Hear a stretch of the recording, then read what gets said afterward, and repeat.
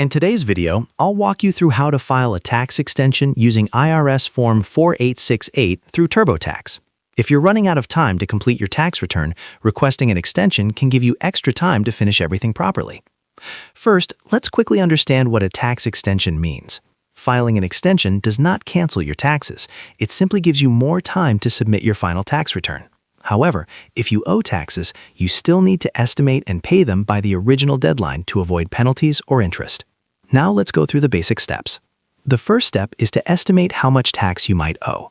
To do this, calculate your total tax for the year and subtract the taxes that were already withheld from your paycheck or any estimated payments you made earlier. If you plan to claim deductions or credits, make sure you factor those in when estimating your final amount. Once you have an estimate, the next step is to request the extension. This is done using IRS Form 4868, which is the official form used to request extra time to file your federal tax return. The form is short and simple, and it only requires basic details like your name, address, and social security number. If you're using TurboTax, the process becomes even easier. You can submit the extension online in just a few minutes. After entering your personal details and your estimated tax amount, you can send the request electronically.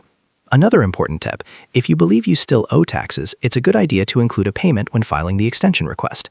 Paying as much as possible upfront can help reduce interest charges and late payment penalties. After submitting the extension, you'll receive extra time to finish and file your full tax return. This gives you the opportunity to organize your documents, double-check your information, and complete your return accurately without rushing. Just remember, the extension only gives you more time to file your paperwork. It does not extend the time to pay any taxes you owe. And that's how you file a tax extension using TurboTax with IRS Form 4868. Share this video and subscribe for more helpful tutorials.